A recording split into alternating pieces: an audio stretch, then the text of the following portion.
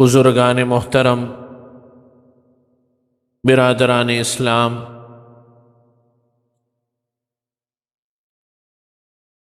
گزشتہ جمعے کو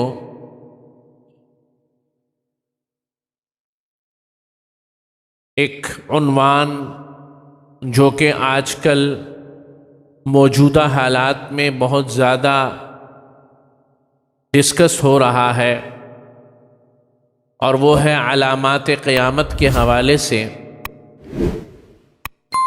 فتنوں کے متعلق جو حضور اقدس صلی اللہ علیہ وسلم کے فرمودات اور آپ صلی اللہ علیہ وسلم کی پیشین گوئیاں ہیں، اس کے بارے میں کافی بات ہو رہی ہے۔ تو جیسے گزشتہ جمعے کو عرض کیا تھا کہ مناسب معلوم ہوا کہ کچھ ضروری باتیں کچھ بنیادی باتیں، کچھ ایسے معاملات جو عام انسان، عام آدمی کے فہم میں آسانی سے آ سکیں، ان کو آپ کے سامنے بیان کر دیا جائے۔ اس موضوع سے متعلق بعض تفصیلات تو ایسی ہیں کہ جو کہ صرف اہل علم اور علماء ہی سمجھ سکتے ہیں، اور یہاں پر اس کے ذکر کرنے کا کوئی فائدہ نہیں۔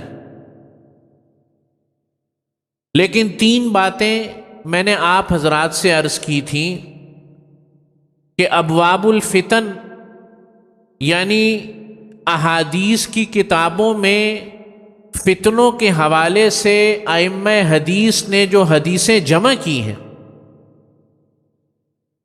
اس کا عنوان ابواب الفتن یا کتاب الفتن کے نام سے قائم کیا ہے۔ اس کے مطالعے سے پتہ چلتا ہے کہ علامات قیامت 3 قسم کی ہیں، اور میں نے اجمالی طور پر پچھلے جمعے کو بات کی تھی۔ پہلی علامات بعیدہ جو کہ پوری ہو چکی ہیں، اور ان میں سے سب سے بڑی علامت خود نبی کریم صلی اللہ علیہ وسلم کی بعثت ہے۔ خود حضور کی بعثت اور حضور کا تشریف لے آنا، آخری نبی اور آخری امت کا ظاہر ہو جانا، یہ خود ایک قیامت کی بڑی علامت ہے۔ علامات بعیدہ۔ پھر میں نے عرض کیا تھا کہ علامات متوسطہ وہ علامات ہیں کہ جو کہ ان میں سے بھی تقریباً اکثر ظاہر ہو چکی ہیں، اور اس کی کچھ تفصیل میں نے عرض کی تھی۔ اور علامات قریبہ وہ علامتیں ہیں کہ جن کے ظاہر ہونے کے بعد قرب قیامت میں کچھ زیادہ وقفہ یا فاصلہ یا وقت نہیں رہ جائے۔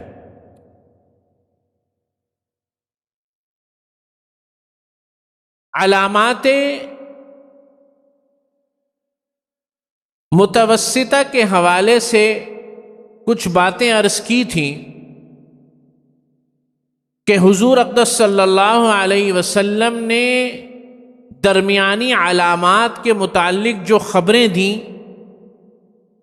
ان سے متعلق کچھ حدیثیں میں نے ذکر کی تھیں۔ آج بھی کچھ ان کو عرض کروں گا، اور علامات قریبہ بیان کر کے انشاءاللہ موضوع کا اختتام ہوگا۔ ایک موقع پر نبی کریم صلی اللہ علیہ وسلم نے ارشاد فرمایا کہ قرب قیامت میں ایسی صورتحال ہوگی، نساء کاسیات عاریات، کہ ایسی عورتیں ہوں گی جو بظاہر تو کپڑے پہنی ہوئی ہوں گی، کاسیات کپڑے پہنے ہوئے ہوں گے، عاریات لیکن حقیقت میں برہنہ ہوں گے۔ کپڑے پہنے ہوئے ہیں، نظر آئیں گے، لیکن حقیقت میں برہنگی ہوگی، ننگا پن ہوگا۔ ممیلات مائلات، یا مائلات ممیلات، دونوں الفاظ، کہ مردوں کو، لوگوں کو اپنی طرف مائل کرنے والی ہوں گی، اور خود بھی مردوں کی طرف اور غیر محرموں کی طرف مائل ہونے والی ہوں گی۔ مائل کرنے والی بھی ہوں گی، مائل ہونے والی بھی ہوں۔ آپ صلی اللہ علیہ وسلم نے گویا یہ کہ منظر کشی فرمائی ہے، اور وہ دور میں اور آپ اپنی آنکھوں کے سامنے دیکھ رہے ہیں کہ ہمارے معاشرے میں، مسلم معاشرے میں بھی، مسلمان ملکوں میں بھی خواتین اور غیر مسلموں کی بات ہی نہیں ہو رہی، وہ چیپٹر ہی الگ۔ ہمارے ماحول میں بھی خواتین ایسے چست کپڑے اور ایسے کپڑے پہننے لگ گئی ہیں کہ بظاہر کپڑے ہوتے ہیں لیکن جسم کے سارے خد و خال واضح ہو رہے ہو۔ حضور فرما رہے ہیں یہ وہ وقت ہے کہ جب قرب قیامت ہو۔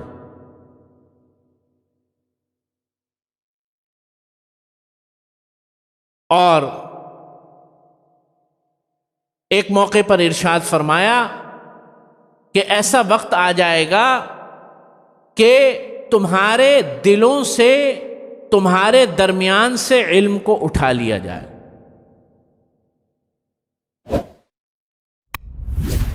ایسا نہیں ہوگا کہ دلوں سے علم کو نکال لیا جائے گا ایک ہی دن کے اندر، ایک ساتھ اہل علم رخصت ہونا شروع ہو جائیں گے اور ان کی کوئی ریپلیسمنٹ نہیں ہوگی۔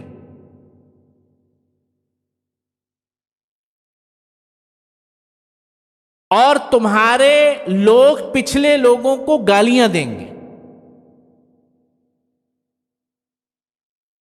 کہ جو پیچھے ہمارے بزرگ تھے انہوں نے یہ کیا، انہوں نے یہ خرابی کی، انہوں نے یہ خرابی کی، انہوں نے یہ کام کیا، علماء نے یہ کیا۔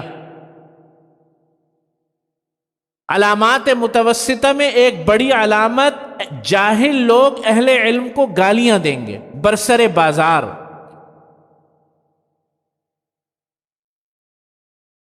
شراب کو شربت بنا کر پیش کیا جائے گا، یعنی ہوگی شراب لیکن نام بدل کے شربت رکھ دیا جائے۔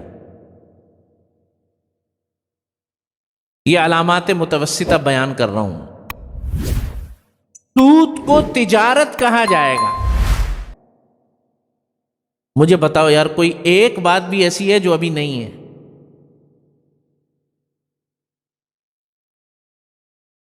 ہمارے اپنے مسلمان بھائی کہتے ہیں جو کا پانی ہے یار، تھوڑا سا نشہ پیدا ہو گیا تو کیا ہو گیا، وہی تو ہے۔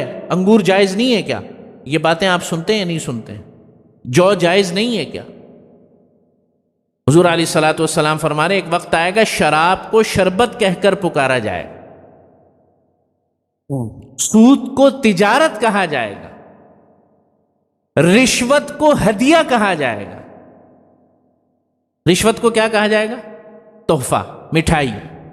سر یہ مٹھائی لے کر آئے ہوں، اللہ اکبر، قربان جاؤں نبی کریم صلی اللہ علیہ وسلم کے ایک ایک لفظ پر، آپ صلی اللہ علیہ وسلم کی بتائی ہوئی ایک ایک بات پر، کہ آج رشوت کو کیا کہا جاتا ہے؟ بھئی یار مٹھائی وٹھائی دے دو، اپنا کام کرا لو، اور کیا کرنا۔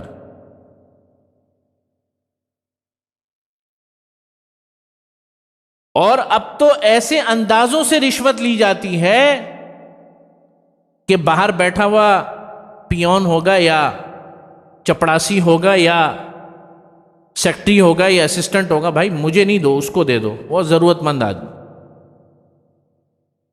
میں تو افسر آدمی ہوں، مجھے ضرورت نہیں ہے، اس کو دے دو، جاتے ہوئے جو دینا۔ اب ظاہر ہے وہ اگر کوئی دے کے جائے گا 150 روپے تھوڑی دے گا، وہ اتنا بڑا اس نے کام کیا، وہ بولے گا میں دوں گا، میری عزت کیا رہ جائے گی میری؟ آپ سمجھ رہے ہیں بات؟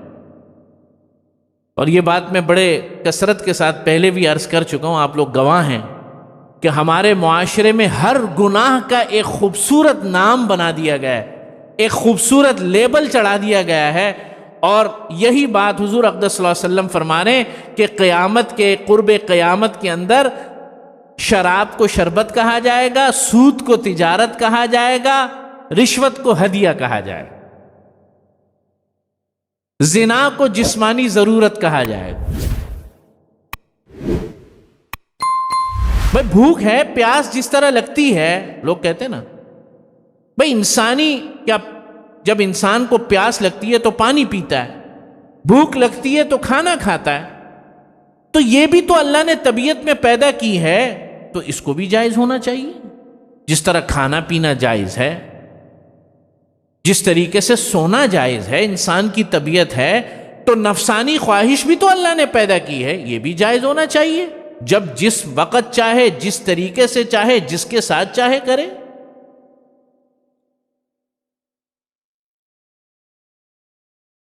تو یہ علامات متوسطہ بیان ہو رہی ہیں ساری حضور اقدس صلی اللہ، اور یہ سب کی سب تقریباً پوری ہو چکی. فرمایا وہ وقت آئے گا کہ تمہارے گھروں کے اندر باپ کی عزت کم ہوگی، دوست کی عزت زیادہ ہوگی. مائیں، تمہاری مائیں باندیوں کی طرح، یعنی ماؤں کا درجہ نوکرانیوں اور باندیوں کے برابر ہو جائے گا. اور دو نکاح، یعنی نکاح ہوا ہوگا، جوڑے ہوں گے لیکن زنا کر رہے ہوں گے. یہ میں مختلف متفرق احادیث سے چیدہ چیزیں آپ کے سامنے، آپ سوچ رہے ہوں گے بھائی نکاح کر رہے ہیں تو زنا کیسے کر رہے ہیں؟ محدثین نے فرمایا کہ ایک وقت آ جائے گا کہ علم کی اتنی کمی ہو جائے گی کہ لوگ طلاقیں دے دیا کریں گے، اور جانتے بوجھتے بھی اور نہ سمجھی میں بھی طلاقیں واقع ہو چکی ہوں گی، اس کے باوجود بھی ساتھ رہ رہے ہوں. تو زنا تو ہو رہا ہے. یا ایک مطلب یہ لیا محدثین نے کہ بظاہر میاں بیوی اپنے جب نفسانی خواہش کو پوری کریں گے تو ان کا مقصد بس یہی ہوگا، ایک دوسرے کے کوئی حقوق ادا نہیں کریں گے. نہ بیوی شوہر کے حق ادا کرے گی، نہ شوہر جو ہے وہ بیوی کے حق ادا کرے گا.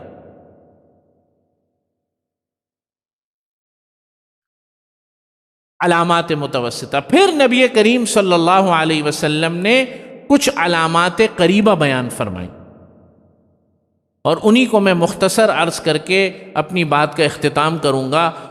اور ان میں جو سب سے زیادہ بات کی جاتی ہے وہ حضرت امام مہدی علیہ الصلاۃ والسلام کے آنے کے بارے میں بیان فرمائی. ایک بات ذہن میں رکھیں کہ دنیا کے 3 آسمانی مذاہب ہیں بڑے پرومیننٹ. میرے علم میں کوئی اور آسمانی مذہب اب بچا نہیں ہے. اگر کوئی ہے بھی تو وہ انہی تینوں کی شاخیں ہیں. اور دنیا کے 3 آسمانی بڑے مذہب ہیں، عیسائیت، یہودیت اور اسلام. یہ تینوں مذہب ایک مسیح کے انتظار میں ہیں، ایک نجات دہندہ کے انتظار میں ہیں، اپنے اپنے دین اور اپنی اپنی روایتوں کے مطابق.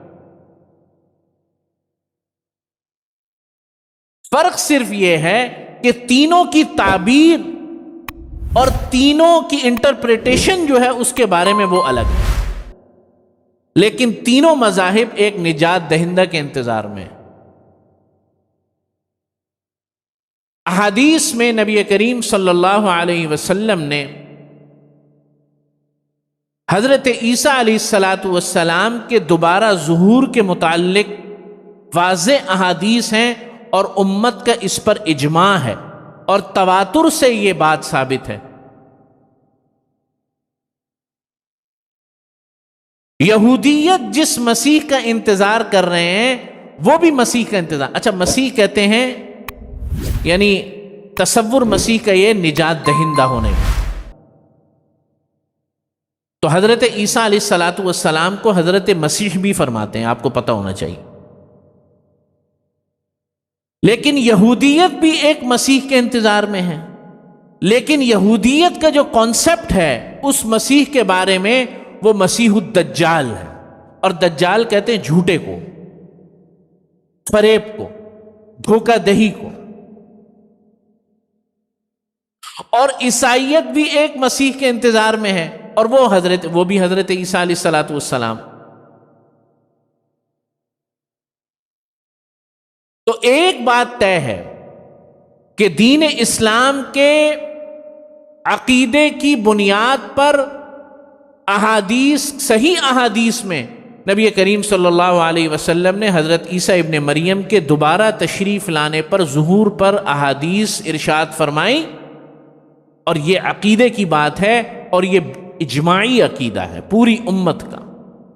لیکن اس سے پہلے کے جو حالات ہیں اس میں سب سے پہلے جو اس کا مقدمہ ہے، جیسے کہتے ہیں نا کسی چیز کی انتہا تک پہنچنے کے لیے اس کے چیز، بھائی ڈائریکٹ 20ویں سیڑھی تک تو بندہ نہیں پہنچ جاتا نا، پہلی دوسری تیسری سیڑھی، یہ جو علامات قریبہ ہیں اس میں پہلی علامت حضرت امام مہدی کا آنا ہے، جب مسلمان پوری دنیا کے اندر مظلوم ہو جائیں گے اور پوری دنیا کے اندر ظلم و بربریت اپنے انتہاؤں پر ہوگی، کہ جب مایوسی اپنی انتہاؤں پر ہوگی، اس وقت حضرت امام مہدی کا ظہور ہوگا۔ کون ہوں گے؟ حسنی سید ہوں گے، حضرت امام حسن کی اولاد میں ہوں گے، نبی کریم صلی اللہ علیہ وسلم کے اہل بیت میں ہوں گے، نام ان کا احمد یا محمد ہوگا اور والد کا نام عبداللہ ہوگا۔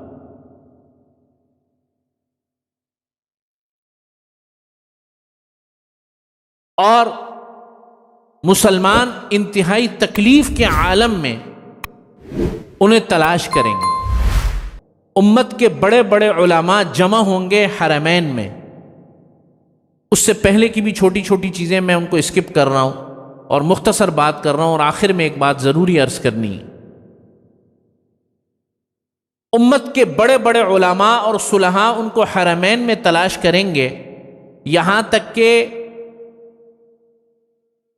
مقام ابراہیم اور حجر اسود کے درمیان امت کے کچھ علماء ان کو جا لیں گے اور پہچان لیں گے اور ان کے ہاتھ پر بیعت فرمائیں گے۔ ان کو خود بھی پتہ نہیں ہوگا، یا اگر پتہ بھی ہوگا تو وہ اس منصب سے بچنے کی کوشش کریں گے، لیکن امت جو ہے ان کو مجبور کر دے گی کہ اب آپ ہمارے مقتدا ہیں، رہنما ہیں۔ حضور اقدس صلی اللہ علیہ وسلم کی احادیث کے مطابق، آپ علیہ الصلاۃ والسلام کے فرمودات کے مطابق اب اس امت کی کمان آپ نے کرنی۔ چنانچہ پوری دنیا کے اندر جہاد کی ابتدا ہوگی،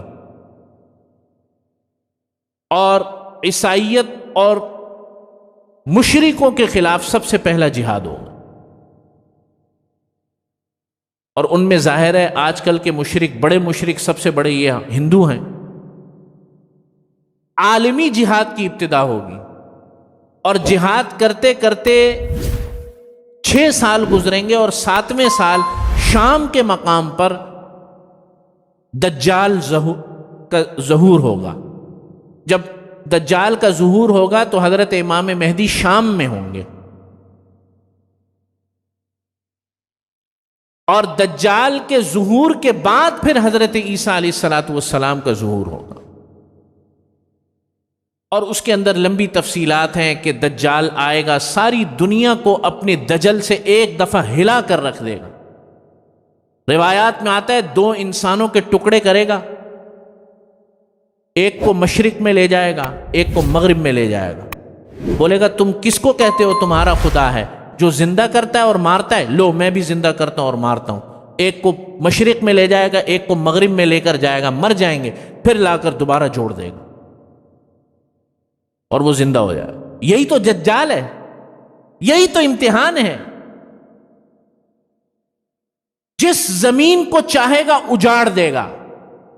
نبی کریم صلی اللہ علیہ وسلم نے فرمایا جب سے آدم کی پیدائش ہوئی قیامت کے دن کی صبح تک کا سب سے بڑا فتنہ دجال۔ جس زمین کو چاہے گا اجاڑ دے گا، پل بھر کے اندر جو ہے جس زمین کو چاہے گا خشک کر دے گا، بے آب و گیا کر دے گا، اور جس زمین کو اور جس جو حصے کو چاہے گا آباد کر دے گا، کھیتی باڑی شروع کرا دے گا۔ جو بات اس کی مانیں گے رزق ان کے اوپر وسیع کر دے گا، جو بات نہیں مانیں گے رزق ایسا تنگ کر دے گا کہ فاقوں کی نوبت آ جائے گی۔ گویا یہ کہ خدا کے ظہور کو اپنا، یعنی خدا کا ظہور کا دعویٰ کرے گا کہ جس خدائی کی بات تم کرتے ہو، جو رزق دیتا ہے، جو مارتا ہے، جو زندہ کرتا ہے، جو حیات دیتا ہے، جو تکلیفوں پر صبر دیتا ہے، جو تکلیفیں دیتا ہے، خوشی دیتا ہے، وہ سب میں دیتا ہوں۔ ایسا بڑا فتنہ ہوگا،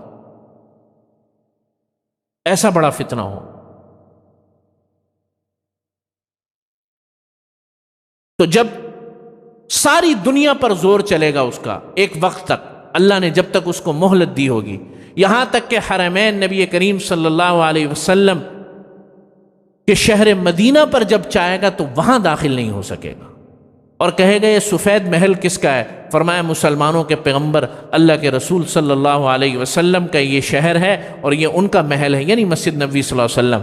بس اس کے بعد اس کا زور ٹوٹنا شروع ہو جائے، یہاں تک کہ حضرت عیسیٰ علیہ السلام مقام لط، یعنی نبی کریم صلی اللہ علیہ وسلم نے جگہیں بھی بتائی ہیں کہ مقام لط پر اس کو اسرائیل یا فلسطین آج کا جو ہے اس پر اس کو قتل کریں گے۔ حضرت عیسیٰ علیہ السلام خنزیر کو قتل کریں گے، یعنی ہمیشہ کے لیے خنزیر حرام ہو جائے گا، یہودیت کا خاتمہ ہو جائے گا، اور دنیا پر پھر 60 سال ایسے گزریں گے کہ کوئی کافر نہیں ہوگا، بلکہ ہر طرف انسان ہوں گے اور مسلمان ہوں گے اور باعمل مسلمان ہوں۔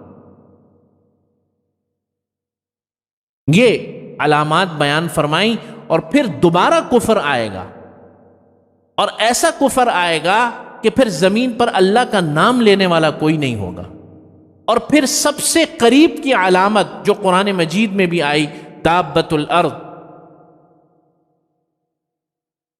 کہ دابۃ الارض ظاہر ہوگا، یہ زمین سے کوئی جانور نکلے گا، اللہ بہتر جانتے ہیں۔ اللہ رب العزت ہمیں صرف دعا کرنی چاہیے اللہ تعالیٰ ان فتنوں سے ہماری حفاظت فرمائے، کہ وہ جانور جب ظاہر ہوگا اور سورج جو ہے مشرق کی بجائے مغرب سے طلوع ہوگا، بس پھر جو ہے نامہ اعمال بند کر دیا جائے گا اور اعمال کی قبولیت ختم ہو جائے گی،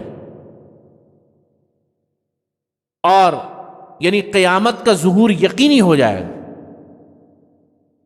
اور اس کے بعد جو ہے اللہ رب العزت قیامت قائم فرمائیں گے۔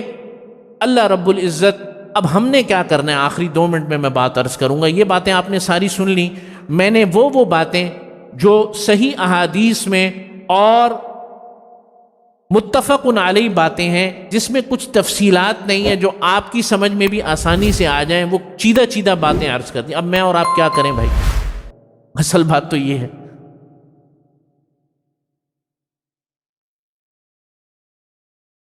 سارا معاملہ حضرت امام مہدی پہ چھوڑ دیں؟ نہیں، علماء نے فرمایا امام مہدی کے ساتھ کھڑے ہونے والے بھی وہ لوگ ہوں گے۔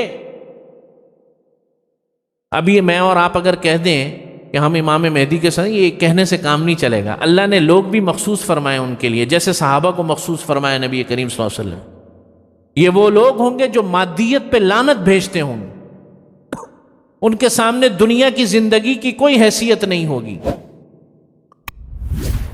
جو دنیا کی ہر چیز قربان کرنے کا جذبہ رکھتے ہوں گے، چاہے ان کے پاس بھی ہو۔ تو میرے اور آپ کے کام کرنے کا یہ ہے کہ سب سے پہلے تو دعا کریں اپنے لیے۔ پہلا کام، یا اللہ ہمیں ان فتنوں سے نجات عطا فرما، ان فتنوں سے بچا۔ حضور اقدس صلی اللہ علیہ وسلم نے فرمایا کہ آپ صلی اللہ علیہ وسلم دجال کے فتنے سے اس طرح پناہ مانگا کرتے تھے، ہمیں سکھاتے تھے باقاعدہ، کثرت سے حضور پناہ مانگا کرتے تھے۔ اور سورۃ الکہف کے فضائل میں ایک فضیلت یہ بھی آئی کہ جو جمعے کے دن اس کی تلاوت کرے گا فتنہ دجال سے محفوظ رہے گا۔ میں یہ عرض کر رہا تھا کہ میرے اور آپ کے کرنے کا پہلا کام دعا، دعا میں بڑی طاقت ہے، یہ سمجھ میں آ جائے امت کو۔ دوسرا کام، اعمال کی پابندی۔ کوئی مسلمان اس وقت تک، اللہ کی قسم، میں قسم اٹھا کر کہہ رہا ہوں منبر رسول پر، اس وقت تک مضبوط نہیں ہو سکتا کسی بھی چیز میں جب تک بنیادی اعمال میں وہ مضبوط نہ ہو۔ جب تک نماز، روزے اور زکوٰۃ میں، یہی وجہ ہے۔ مجھے ایک اور بات یاد آ گئی، ایک اور علامات قیامت میں مسلمانوں کی، یعنی علامات قیامت سے مراد آخری وقت کی علامتوں میں سے ایک علامت یہ بھی ہے کہ اس وقت مسلمانوں کا جب عروج شروع ہوگا تو اس کی سب سے بڑی نشانی یہ ہوگی کہ جمعے کے دن اور فجر کی نماز کے نمازی برابر ہو جائیں گے۔ یہ بات سمجھو نا ذرا، جس دن جمعے کے دن کہ نمازی اور نماز فجر کے نمازی برابر ہو جائیں گے، مسلمانوں کا عروج شروع ہو جائے گا۔ معلوم یہ ہوا کہ بنیادی چیز میں کمی ہے، اعمال کے اندر کمی ہے۔ نماز، روزہ، زکوٰۃ جو بنیاد ہے دین کی، اس کے اندر کمی ہے۔ یہ فلسفیانہ باتیں کرنے سے کچھ نہیں ہوگا۔